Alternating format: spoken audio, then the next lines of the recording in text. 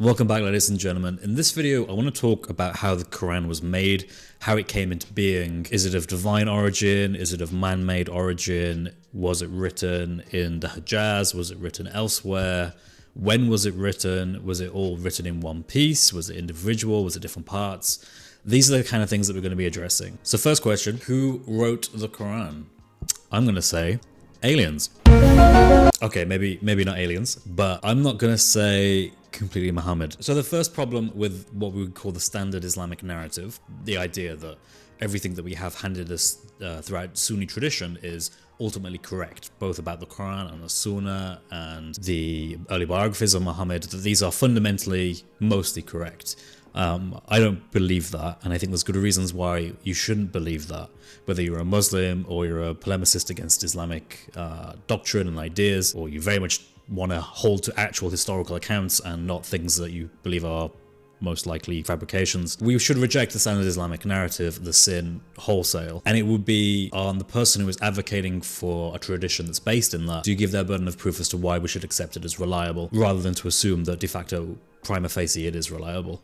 Okay, so one main reason why I would reject the Standard Islamic Narrative is because taking its claims about the Quran seriously would lead into problematic areas, let's put it that way.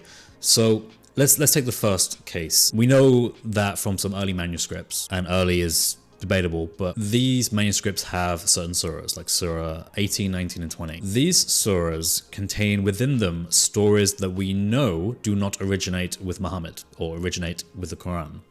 They are found outside of the Quran, and they predate the Quran in some cases by many centuries. A common example will be in Surah 18. There is a figure called Abdul, meaning the two-horned one. The two-horned one, we know, historically speaking, would have been a reference to Alexander the Great, or most likely a reference to Alexander the Great. We know that the stories mentioned about him in the Quran, about him seeing the sun set in a pool of muddy water, meeting these two different groups, building a giant wall made out of iron and copper between two mountain peaks, holding back an entire nation of people that supposedly would number like millions, if not an incredibly significantly large number of people, behind this iron and copper gate between these two mountain peaks. I don't know how that works geographically speaking, but supposedly this is there and is real and will eventually collapse or disappear near the end times. This is a tradition we can find quite clearly in the Alexander Romance, which again is a part historical, part fictional work where the author is unknown, and it dates to the 3rd century AD. Contemporary historians, Islamic scholars, if they're at least willing to waver a little bit from the Standard Islamic Narrative, will tell you that yes, that seems to be the case. The evidence seems to point in that direction because the parallels are just so similar that the odds of this happening by chance are just next to nothing. So what does that mean theologically? Well, for a Muslim, and for a Muslim scholar, it would mean that, first of all, the Quran seems not to be original. And you might say, well, okay, supposedly, according to the Standard Islamic Narrative, the stories that are revealed in the Quran were at some point revealed to Jews and Christians before them, so we should expect to see some form of repetition or continuation. And that makes sense, except these stories were never held as true by Christians and Jews. Christians and Jews didn't used to believe that Dhul Qarnayn was a worshipper of the Abrahamic faith. They never believed that. But according to the Quran, you have to believe that Alexander the Great, probably not a particularly good moral character, was a very devout Muslim who used to go spreading Allah's word, according to Surah 18. But that's not historical. And it's not something the earlier Christians and Jews believed at some point as part of their theology. That was never revealed to them. There's no historical documents or proof that any Christian or Jew ever held within their hands any kind of scripture that supposedly said that. But what's worse is the fact that the content itself is demeaning. So there's a whole sun sets in a pool of muddy water, which we know is odd, and the earliest exegetes did actually take in quite a literal way. That can't be right. But it would also mean in some real sense that Allah gave his revelation not just to Muhammad, but also to a pagan Greek historian, potentially. We don't know exactly who the author of the Alexander Romance is, but it's been attributed to some of Alexander the Great's followers, but they wouldn't have been Muslims. And to say that they were would have just been factually in error. they would have been polytheistic. They would have had multiple gods.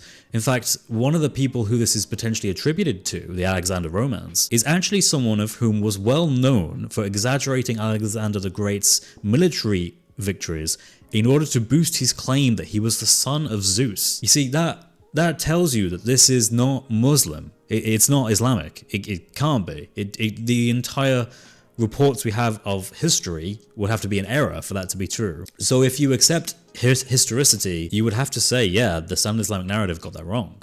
And it isn't just in the case of Dhul Qarnayn. In that same chapter, we read about the 7 sleepers of Ephesus. These were supposedly Christians, but again, Christian is a weird term to use because in the Islamic story that we find in the Quran, they're Christian only in the sense that they're authentic believers.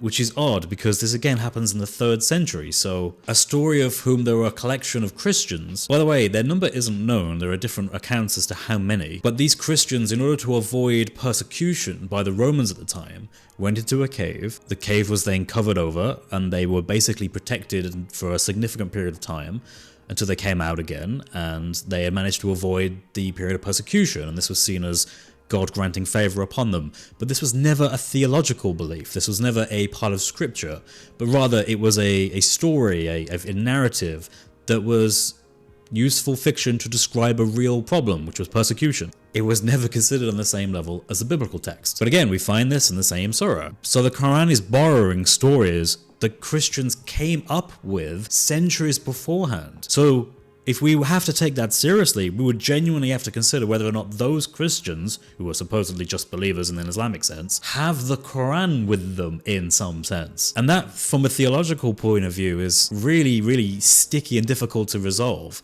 The Quran was given to some people, in some cases who were pagan polytheists, but also given to some Christians over here in separate parts. Would that mean that the pagan polytheists that had this part of the Quran were prophets or messengers? But how's that possible if we know historically they were exactly that, they were polytheists? Were the Christians or Islamic believers who got the 7 sleepers of Ephesus, were they prophets now? How does that work? Because again, we know historically, at this point, they would have been Trinitarian Christians. Was a Trinitarian Christian ever a prophet? Again, the theological problems are just insolvable. I wouldn't know, as a Muslim, how to even reconcile this. The stories in the Quran that obviously come from other sources, I mean, we can go on.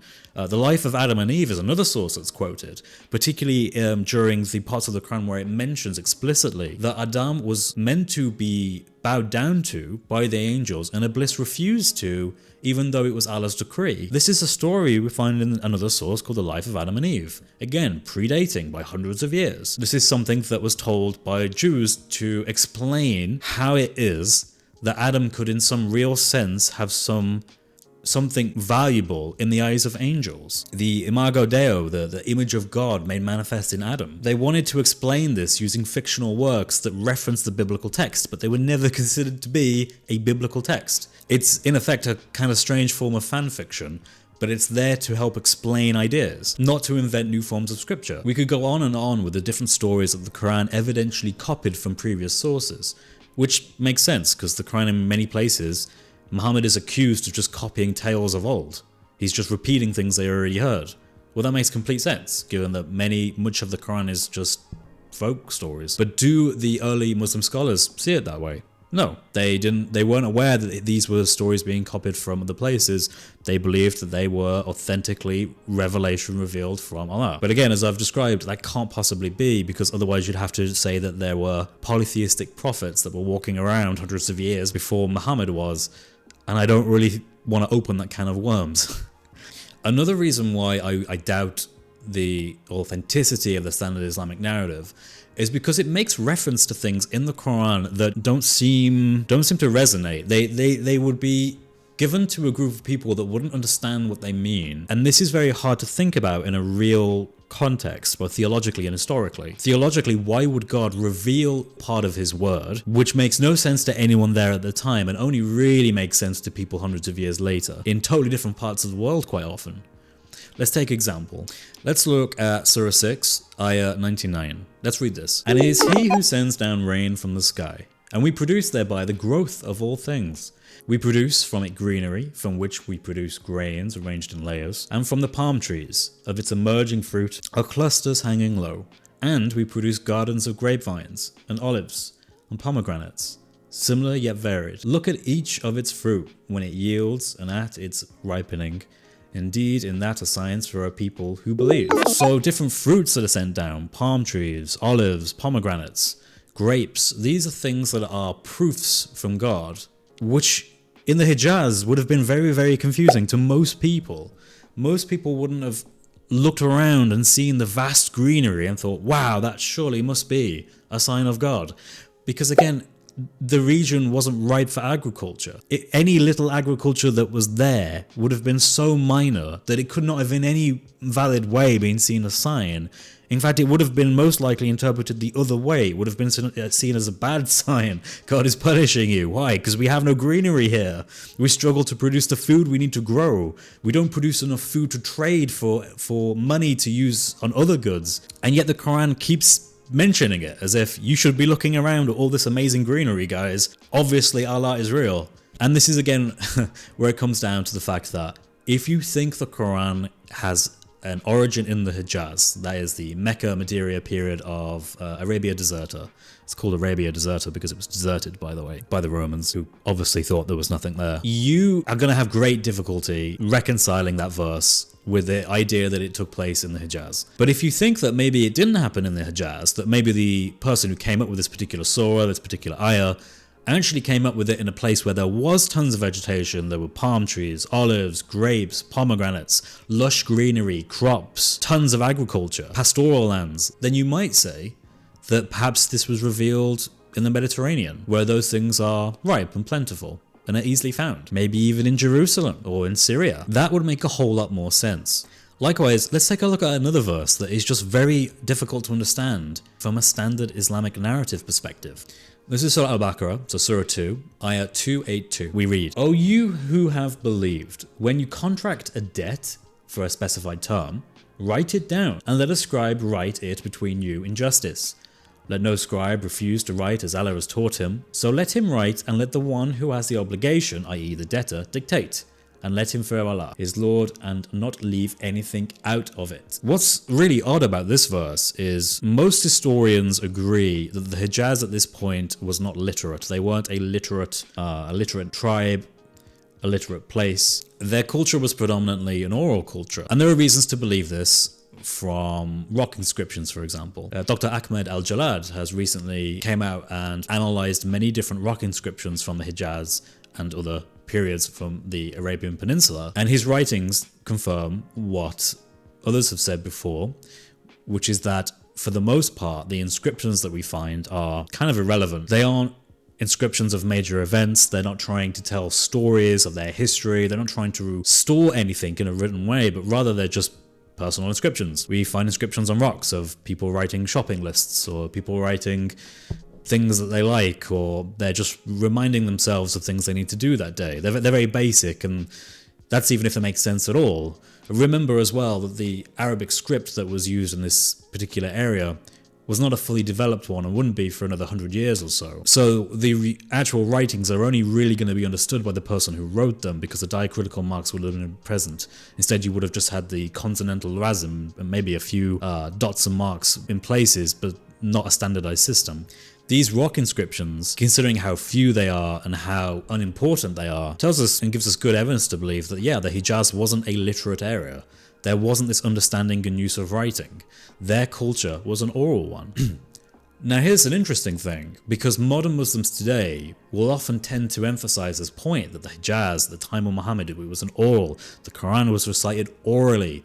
And because of this, the orality was passed on, and we have that exact same oral tradition today that we had back then. Well, that's interesting, because the Standard Islamic Narrative doesn't really tell you that. The Standard Islamic Narrative says that, well, actually, there were many people who were writing things down, including Muhammad's contemporaries. In fact, according to the Quran, Muhammad tells people as a general form of law that when you engage in owing others debt, you are to write it down. That wouldn't have made sense in a oral culture where there are no scribes. No one really knows how to read or write. Only very few people do, and most of those people probably traveled from different areas. So on your day-to-day business, if you go up to your next door neighbor and you enter some sort of a financial agreement with him, you know, give me one of your sheep and I'll take on some of your fruit, or whatever it might have been. There wouldn't have been many sheep, so there wouldn't have been many fruit. But whatever they were trading in, the debt that they were establishing, according to the Quran, should be written down by a scribe. That's a bit weird if no one there could have realistically have engaged in that practice. But remember before, in the Mediterranean, say in Syria, you know, Jerusalem, parts of these kind of areas, there would have been a long history of writing. We know this even at Jesus' time, under the occupation of the Romans. There would have been cities nearby that would have had Romans in it who knew how to write. So you could have had that kind of engagement if you really wanted to. One of two things needs to happen. Either lots of different cultures, Jews, Christians, writing, vegetation, need to be taken and put into the Hajjaj, or you need to take the Hajjaj and move it out into one of these places. You have to do one of these two things, because otherwise you're being told to believe things that don't fit. Vegetation that doesn't exist, described in the Quran. Odd. Use scribes, but you don't have any scribes because you're all illiterate. Odd. Makes perfect sense in other places of the world that, funny enough, Muslims conquered not long after Muhammad died. Everything seems to fit more of a northern region as opposed to a southern region in the Hijaz where no one knew about and doesn't support large populations. Next point. The Hijaz isn't viable because it doesn't have the capacity to sustain large populations, and it has no historical background for which we can analyze to see an understanding to other groups that would have recognized its importance. So the Standard Islamic Narrative would tell us, both partially through the Quran and through the Sunnah, that Abraham rebuilt the Kaaba that was originally built by Adam. The Kaaba is supposedly meant to be in Mecca. If Abraham rebuilt the Kaaba and the Jews hold Abraham as their father in a father of the Jewish nation sense, it would seem as if Abraham should have passed down this knowledge to the Jews, to his family, to Isaac, Ishmael, Jacob, so on and so forth, and then to Joseph, and then to others. But there's no evidence that anyone ever knew about it, ever considered it a place of worship, or ever went there. It is a misnomer that no one knew about the Kaaba. And then again, this is just a Jewish tradition. If you follow this on to the Christian tradition, again, there is no record of a Christian believing in a place called the Kaaba, of going to the Kaaba, of going around the Kaaba 7 times. There's no recollection of this in Christian memory, either written or oral. So to take the Standard Islamic Narrative seriously, you would have to say that certain prophets were largely, or at least in some part, failures as prophets, as messengers. Abraham built something to which everyone forgot about immediately afterwards. That includes the Jews, and then the Christians didn't know about it. Isa was sent to the Jews at the time who became Muslims. And presumably he would have said, hey guys, go over there. There is a Kaaba over there. You should go there and you should pray there. Funny enough, no oral or written tradition by Christians remains that says that that's what they did. For hundreds of years, 600 years. Until Muhammad comes and reminds us apparently that this was there. This would mean that Abraham, Ishmael, and Isa, at the very least, are failed prophets because they couldn't communicate this to anyone. Imagine if in the biblical account, when Solomon built the temple, Solomon was unable to tell the Jews at the time about his own temple, and there was no written or oral tradition about a second temple. Wouldn't you think that would be pretty damning against Solomon and also his father David? You would think that, first of all, that would be somewhat, you couldn't even comprehend how that would work. And it would just shine such a negative and embarrassing light on the prophets, which again, the Standard Islamic Narrative says that you should hold the prophets as being in highest respect. But how can you do that if they weren't even compass mentis enough to tell people about a pilgrimage? It baffles belief. Mecca is in a desert area which has no freshwater source nearby other than what we can now consider the Zamzam well. But we know and have known for a long time the Zamzam well is not inexhaustible. It works in the same way as most other natural wells, just underground water reservoirs that slowly get depleted the more you drain the water out from them. This is why, in the modern day, there are desalination plants all along the east coast of the Red Sea. These desalination plants are run from electricity that takes salt water and converts it into fresh water. That then gets pumped through aqueducts to places like Mecca that need a large amount of water because of the high amount of pilgrims, millions, 2 to 3 million every year, that go on Hajj. We know that without all that infrastructure, it's very hard to sustain large amount of populations in Mecca. And at the time of Muhammad, none of this infrastructure was in place. In fact, it's only a 100 to 200 years after Muhammad that we start to see sudden investment in infrastructure of aqueducts to Mecca. Ironically, it somewhat seems to come from Iraq. Queen Zubaydah during the 9th century was building aqueducts to get water to Mecca for pilgrims. Weirdly, that's the first understanding we have of people trying to do this. But if Mecca had been supposedly a place of pilgrimage because of the Kaaba for hundreds and hundreds of years going back to Abraham, surely we would have seen evidence of this beforehand. But we don't. We don't see any evidence of mass pilgrimages to Mecca. No one seems to be aware of it or cared about it. And again, it wouldn't have been practical to do it anyway because there wasn't the infrastructure in place to sustain significant amounts of people doing it. If people were making the pilgrim, the Hajj to Mecca at the time of Abraham and after, it would have been very small amounts of people. Not many people at all. Like in the tens, not the hundreds or thousands, and certainly not the tens of thousands. Okay, moving on to the next point. I'm going to call this the problem of the historical critical approach. So in biblical studies, when we want to validate whether something can be said to be historical, with a good degree of probability, more probable than not, this event described in the biblical text is historical. There are certain criteria that has been invented in primarily the last 2 to 3 centuries that we can apply to certain events in the Gospels, for example.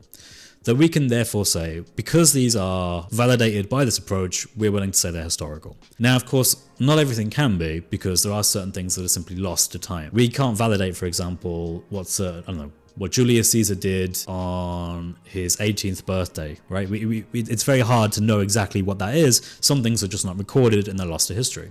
It doesn't mean that certain things didn't happen, it just means that we can't prove it historically. With the biblical account, for example, we do know some things. We do know that there was a person called Jesus of Nazareth who was referred to as, at least in some sense and even as a derogative sense, the King of Jews. Why? Because it follows the historical critical approach. And one particular aspect that I'm referring to here is the criteria of multiple attestation. If we find that something is independently, and that's kind of the key word there, independently, mentioned by at least 2 people, we can be fairly safe in saying that it's likely that that actually happened. So we could say the Johannine Gospel, contrast this with the Synoptic Gospels, and we have 2 independent, since the Johannine Gospel came much later, 2 independent attestations for the fact that Jesus was referred to as the King of the Jews, or that Jesus was considered a prophet, or that Jesus performed miracles, etc., etc. Now, not everything of the biblical account can be verified in this way, but it's a good start. One of the main points of the historical critical approach as well would be that when you look at sources, the earlier and the more contemporary a source is, the better. In other words, you should always prioritize, unless you've got good reason to otherwise, earlier sources in contrast to later sources. So far, so good. When we look at the Christian perspective, the earlier sources are, generally speaking, things like Jude or James or Paul's letters. These are actually, according to scholars, the most earliest in terms of how they estimate the dating of these writings. The Gospels, somewhere between 60 to 80 AD for the Synoptic Gospels and 90 to 100 for John's Gospel. And then we have the Gnostic texts, which are dated from the 2nd century onwards. So from a Christian perspective, we use the same methodology that the historical critical approach uses, namely the earliest sources. Christians will often refer to Tacitus or Josephus or Pliny the Younger to establish evidence for the existence of Christ. We don't look at Gnostic texts that come hundreds of years later to find validation of historical beliefs. The Islamic period, and this is what's so weird about the Standard Islamic Narrative, they don't have that. They came up with their own approach, and this is where things get interesting. Remember, Islam foundationally, because of the Standard Islamic Narrative, rejects the historical critical approach because they actually developed their own approach, what they call the Hadith science, the Isnads, the Mutawwatir narrations that they consider to be more authentic than earlier sources. And that's just odd. I mean, it's very weird to think how that can work, but in their view, that's more of an authentic way of determining historicity than the one that is now used by historians, secular historians, Christian historians, Jewish historians, for example. So let me give you an example, right? One of the earliest forms of autobiography we have of Muhammad, because they did make autobiographies of Muhammad's life, comes from someone called Ibn Ishaq. Now, Ibn Ishaq's work has been lost to us, although we have good amounts of it preserved through Ibn Hisham and Al-Tabari, and you can find online an English translation of this which you can read for yourself, and you can see all of the different historical claims that are associated with Muhammad. One of these historical claims is that Muhammad had Satan put things into his mouth and Muhammad recited satanic verses. This is in particular in context with Surah 53, ayah 19 onwards. Now, there is a doctrine in Islam that actually rejects the idea that prophets can intentionally err regarding revelation. And if you believe Muhammad intentionally recited satanic verses, you would violate that doctrine. Now, this doctrine was, as Dr. Shahab Ahmed shows, was not around in the earliest period of Islam. That wasn't held then. It was a later development. So the early historians had no problem, and these are the people who are the earliest, closest to the events of Muhammad, had no problem telling people about these events because from their perspective, this is a story with a large number of narrations that the Salaf, that is the first 3 generations of Muhammad's companions, were telling people. Dr. Shahab Ahmed, in his book Before Orthodoxy, the Satanic Verses in Early Islam, he goes through 50 different rawiyah, 50 different narrations. One at least is actually authentic even by the Hadith science standard. It's considered sahih. But most of them aren't.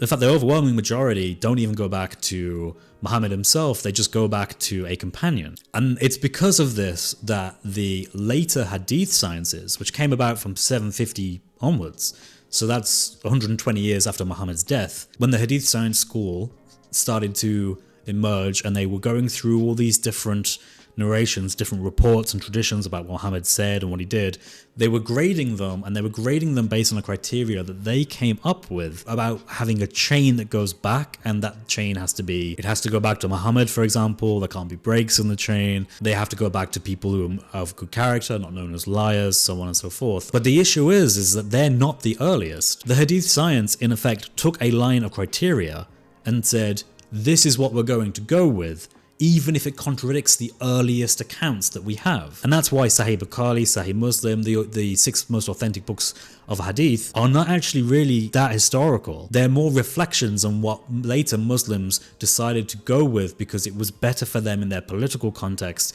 and theologically. The earlier accounts, people who were living closer to the time of Muhammad, people who were either tabi'un or taba'a tabi'in, people who were within the 2nd or 3rd generation of Muhammad's time, they had no problem with trusting people they had heard who they considered were in good standing. And again, from their perspective, this is being told all over the place. There are tens and tens of different stories that are being told about Muhammad with slight variations, but the general gist is the same. So why wouldn't they believe it? You can't blame them for not knowing that later scholars, 100 years later, would then redact all this information according to their own criteria that they invented. Muhammad never told people about the science of Hadith. It was the later scholars that came up with it and redacted these previous narrations. For this reason, the Standard Islamic Narrative has holes in it, because it can't validate its own history. It intentionally rewrites it by using different criteria that isn't the normal historical approach that secular, and just any historian really, would use. It's an explicitly Islamic doctrine, and it's one that's flawed. We can think of examples of this. We all know about the Chinese whispers. Someone whispers something to someone else who whispers it to someone else, and eventually it becomes nothing like it originally was. There are variations that are introduced.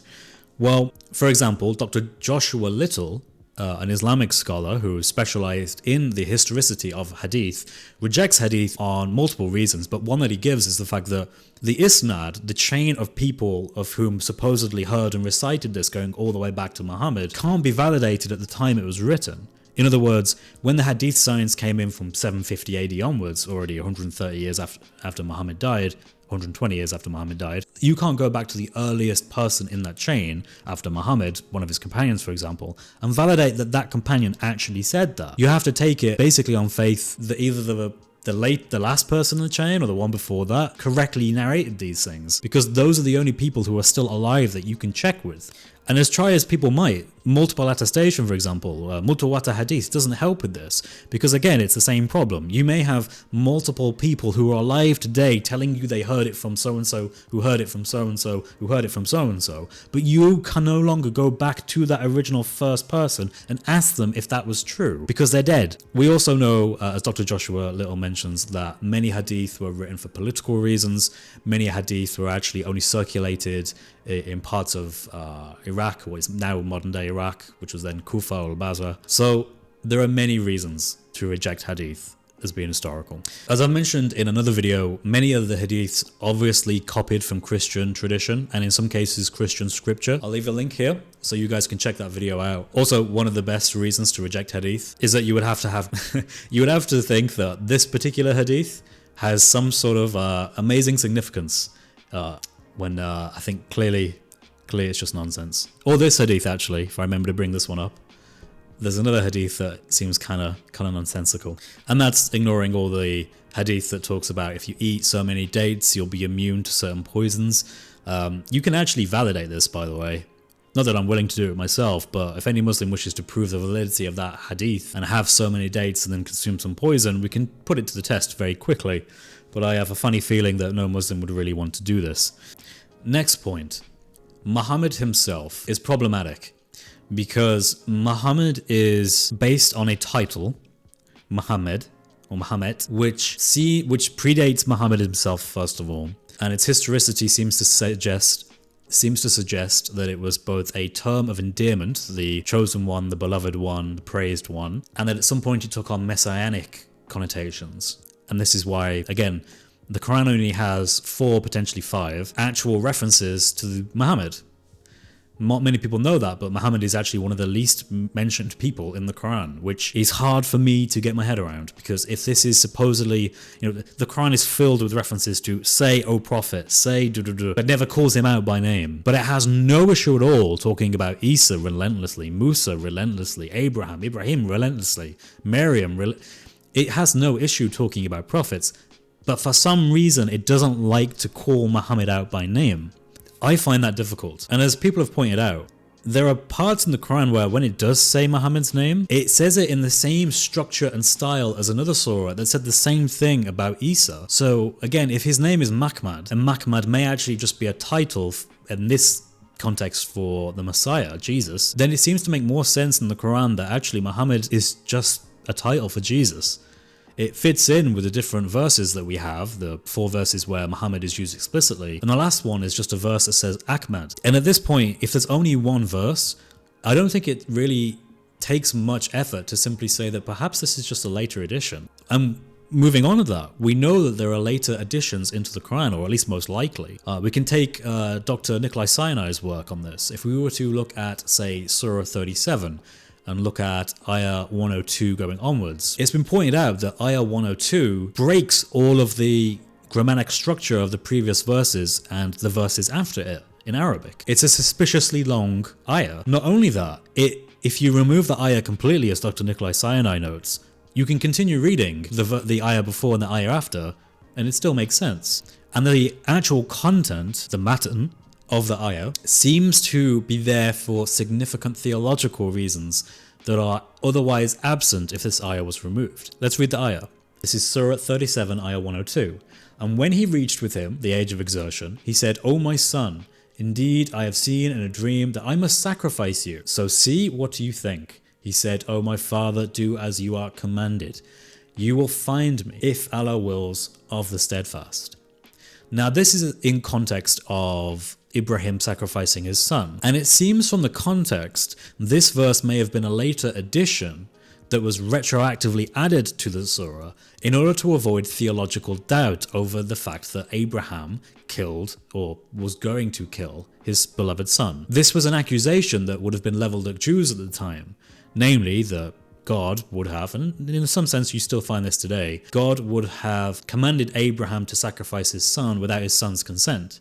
How is that good? Well, Muslims seem to have taken the opportunity to attack that critique by inserting an ayah that explicitly says that it was done with the consent of his son. In other words, Abraham didn't simply take his son up without telling him beforehand, which the Genesis account in 22 seems to imply, but rather he told him beforehand what was going to happen, and his son not only knows about it, but also agrees with it and goes along with it. And because it breaks the natural flow of the surah in only this verse, it seems like this is a good candidate for saying this is a later addition to the Quran. And if we add later conditions to the Quran, we're going to move on to something else, which is the actual writing or the recension of the Quran. According to traditions, and again, this is where things get difficult because the Hadith science 130, 120 years later came up with the conclusion that actually it was Uthman and Abu Bakr who both wrote their own recensions of the Quran. Abu Bakr 2 years after he died, Uthman 652 onwards. But again, the only reason we accept this as the Standard Islamic Narrative is precisely because later Hadith affirms this. But again, in earlier histories that the Hadith is now overwritten, they didn't say that way. There were different accounts.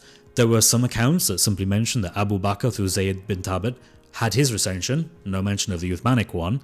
Then there was ones that said that no, Uthman was the one who wrote the Quran down, not Abu Bakr. That's a contradiction. And then there were some others that said Umar wrote down the Quran. So you end up with different stories that are not harmonized. They contradict each other. And they're the earliest stories that we have about the writing down of the Quran. The Al-Hadith movement, the science of Hadith, came about partly to solve these issues in their own history. They took these different narrations and they harmonized them. How did they harmonize them? Well, they said, yes, Abu Bakr did write down the Quran in 634, 2 years after Muhammad died. He used Zayd bin Thabit, one of Muhammad's scribes, to write it down. He collected it from people's memory and written materials, which is leaf and bark and bone and things, and he compiled it and he gave it to Umar, who then gave it to his daughter Hafsa. Hafsa then decided to put it underneath her pillow, and that's the end of that. For the life of me, this seems like the most obvious mechanism for reconciling two different traditions, because if you've just completed the first ever Quran in a written form 2 years after Muhammad died, you are in the best position to at very least get this copied, right? If you supposedly had the ability to do this, which is questionable anyway, but if you did, according to the Standard Islamic Narrative, or at least one of the traditions of the Standard Islamic Narrative, you could have then taken that copy that Hafsa had under her pillow, said, no Hafsa, don't use it to boost your pillow up. Instead, make copies of this and give out to all the Ummah, all the Muslims of the Hajjaj, all of the Muslims all around the world at this point. And they will then know what the Quran is and it will be perfect. It's amazing, great stuff. Well done, everyone. Instead, she does nothing with it, absolutely nothing with it, until Uthman hears of problems all the way up north in what is now Syria and Iraq, which funny enough could have been solved if Hafsa just gave up the copy under her pillow and let people copy it. But anyway, because they're now arguing over what the Quran is in these regions, they call on the Caliph at the time, which is now Uthman in 652, thereabouts, to have him write down the Quran. And then he calls on Hafsa, gets her copy, gets all the other copies, because somehow there are now other copies and other narrations that exist, and he writes his own one in the Qurayshi dialect. I think this is an attempt at harmonizing different narrations, different stories of the Quran's original production into a written text. But the problem is that they don't make sense. It doesn't make sense that you do it once and then you don't bother telling anyone about it. And it would seem to me that when these Quranic recensions, when they were first written down, when this occurred, it seems like a prime opportunity to add additions and to make amendments to the stories as you go. And it seems like when you start to do this in quite an analytical method, because you're taking all this data, you're parsing it, you're trying to put it into a way that can be understood by others. You're even structuring it, remember, because Muhammad didn't say exactly what surah came before which other surah. So these people are organizing the Quran into a particular form. They're deciding when surahs end and when they begin, for example. And we know that they were doing this historically because even the Standard Islamic Narrative tells us that's what they were doing. Abdullah ibn Masud had a totally different number of surahs compared to Ubay ibn Ka'b, who had totally different surahs compared to the Uthmanic Codex. So they were making these decisions post-Muhammad. I think it's reasonable to think when they came to Surah 37, Ayah 102, they were like, we should add this little description here so that we can diffuse accusations that the Jews have about God telling Abraham to sacrifice his son without his son agreeing to it. Again, people like Dr. Nikolai Sinai write about this. This is well known in scholarship. I don't see any reason to think it happened within the life of Muhammad. I think it quite... I mean, if you think it happened in the life of Muhammad, think about theologically, in your head, what you'd have to believe. You would have to believe that Muhammad received the revelation incorrectly, told people about it, people then realized the problem of it, went back to him. Muhammad then went, oh, hang on a second, let me just open up a established communication line again. Aha, here's how it should have been. I missed out a verse that coincidentally answered your problem. You would believe basically that Muhammad is a vending machine where you put something in, Muhammad then produces the desired result and gives it back out to you. That's called a con man. What's more likely is that these things actually happened at a later time post-Muhammad when they were going through the Quranic recension. We know that they left other surahs, according to Ubay ibn Ka'b. We know that they included additional things, according to Abdullah ibn Masud. It makes sense that they also would have done things on a per ayah basis, according to theological and political need. We also know, both from contemporary sources at the time, we also know that shortly after supposedly Muhammad died, he somewhat seems to be mentioned by others. So we have Thomas the Presbyter, we have Sebios. These were bishops relatively contemporary at the time of the invasion of Syria by Arabian forces that seem to describe Muhammad in a way that he is somehow present still, which is problematic. We know from people like John of Damascus and Al-Kindi, who are more contemporary to the early Islamic Empire and the spread of Islam, that there was another recension that took place, and this one is much more grounded in history rather than tradition, which is the recension of Abdul Malik, one of the caliphs of the Umayyads. This was during the late 7th century, early 8th century. And Abdul Malik had a viceroy named Al-Hajjaj. And Al-Hajjaj was responsible for making amendments to the Quran, we should say. We don't know what those amendments were exactly, but we know, both from Muslim tradition and also Christian polemic tradition, that this was something that was known at the time.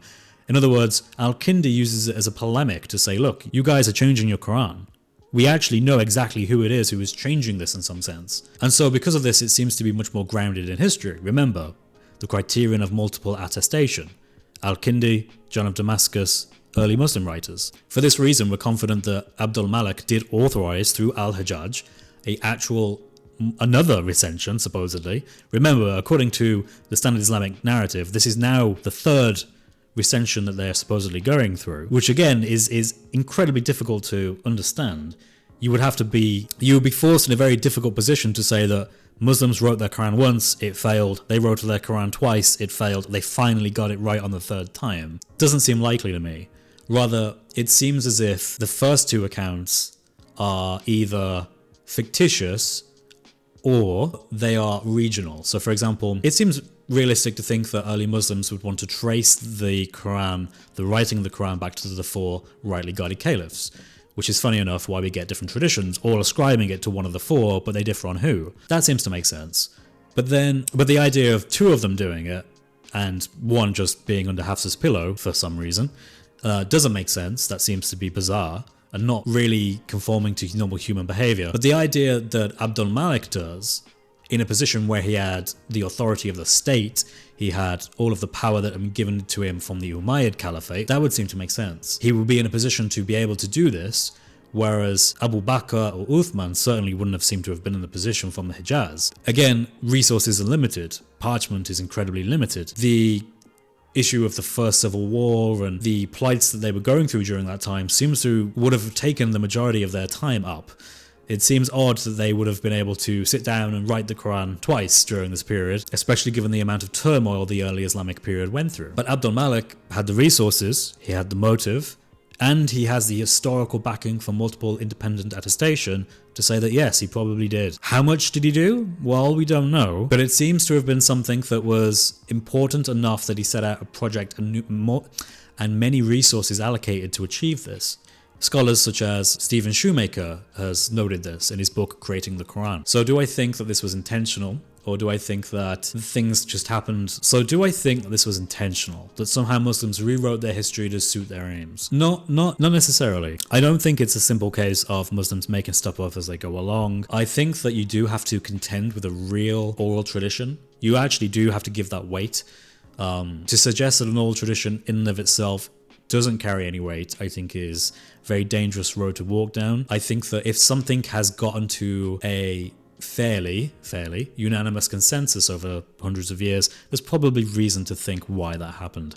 Rather, what I would say is, I think that because of the borrowing of sources, the need for an authentic Arab identity that is rooted in their own religion, not in the Jewish or the Christian religions of the Mesopotamia and Northern Africa and so on and so on, they had to, in effect, rush a project to establish doctrine, establish a prophet, and establish reliable scripture and consistent scripture to give them that kind of backing and to separate them from the others. I think if they hadn't have done that, they would have been in serious danger of conforming to Jewish and Christian beliefs more so than they already did. And at that point, they become, in a sort of more official sense, a Jewish or Christian sect.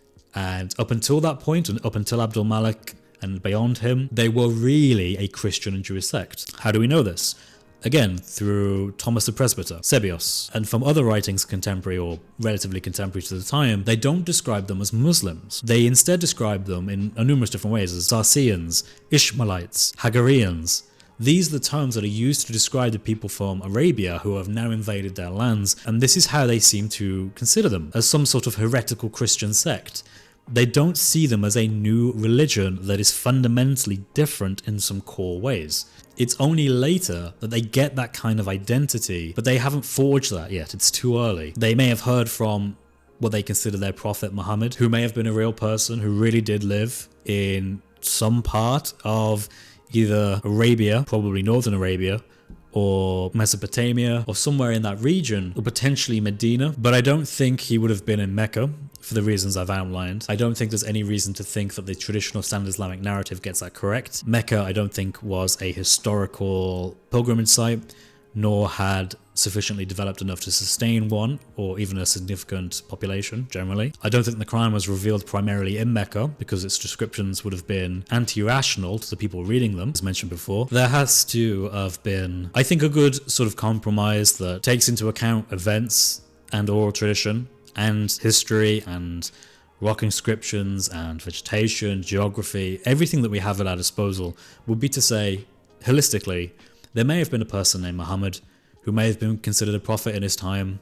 Wherever he was, it wasn't Mecca, it was somewhere else.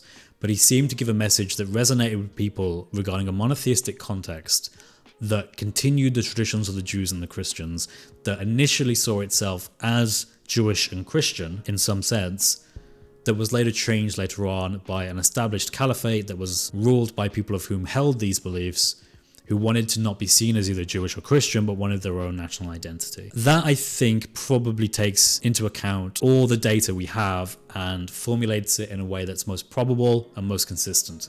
And that, as you've seen, is not the Standard Islamic narrative, which is why we should avoid and abandon the Islamic narrative, because it is incompatible with the data we have now. Okay, in summary, I'm going to go through everything I mentioned in this video and just lay it out in a short format so you can get the main points, the main takeaway from the video. Mecca was not a pilgrimage site at the time of Muhammad or before.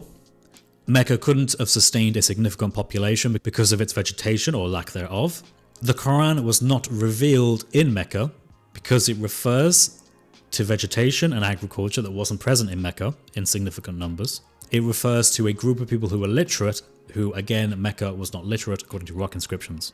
Muhammad may have been a real person, who may have been considered a prophet at his time, but he was not based in Mecca. Muhammad, if he was a real person, would have not considered himself a unique religion, separate from Christianity or Judaism, but rather would have considered himself as properly Jewish and properly Christian, but rather separating himself from other Jewish and Christian sects. The later traditions of the Sunnah, which come from 750 onwards from the science of Hadith, which was developed in order to satisfy political and theological beliefs, is in contradiction to historical sources and earlier historical accounts from Ibn Ashaq, al-Tabari, and so on and so forth. Muhammad, if he was a historical person, did not die in 632, he likely lived on after this. Therefore, the order of the caliphates is in question, along with the dating of Muhammad's birth and death. We know this from Thomas the Presbyter, Sebios, and the Doctrina Jacobi. The Quran itself was not fully revealed by Muhammad.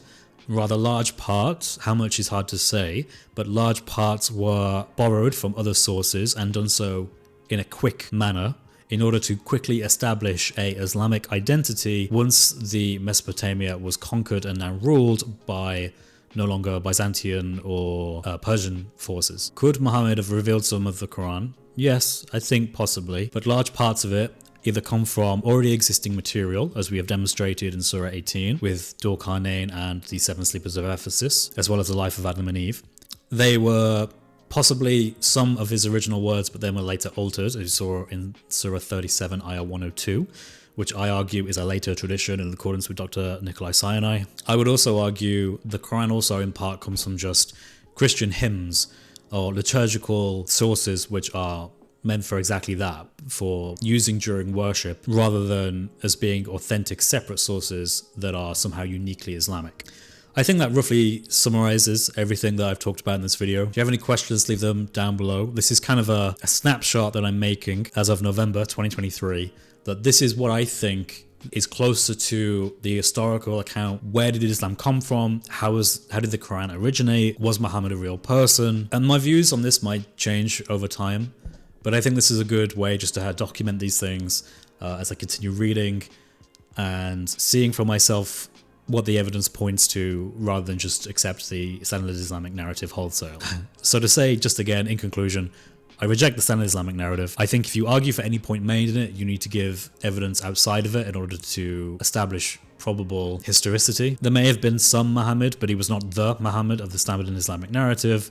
The Hadith are unreliable wholesale because they have political and theological agendas. They were written after the case and they don't conform to the historical critical method. And Caliph Abdul al-Malik was probably up to no good with his viceroy al-Hajjaj. That's all I got for this video. Thank you very much guys for watching. Hopefully this doesn't take me forever to edit because this was quite long, but I'm hoping this is useful to you as a quick reference as to where critical approaches of Islamic history are at the moment. It's quite a interesting and immersive field, and lots of new things are coming out thanks to many others. I'll give a shout out to Mel from Speaker's Corner, whose channel is called Islamic Origins. He's done amazing work on this and I owe a lot of my understanding to him. Dr. Patricia Crone, Dr. Michael Cook for their books Hagerism and the Rise of Meccan Trade, Stephen Shoemaker for his book Creating the Quran, and for Dr. Nikolai Sinai for his book The Quran, a historical critical introduction. Likewise to Dr. J. Smith for his work in this field, which has been tremendously helpful, and Lloyd de Jong as well, whose name I probably just butchered. He's been an incredibly useful source for questioning over many aspects of the Standard Islamic Narrative and coming closer to what was really the most likely the case. Thanks guys for watching. I'll see you in the next video. Take care and God bless.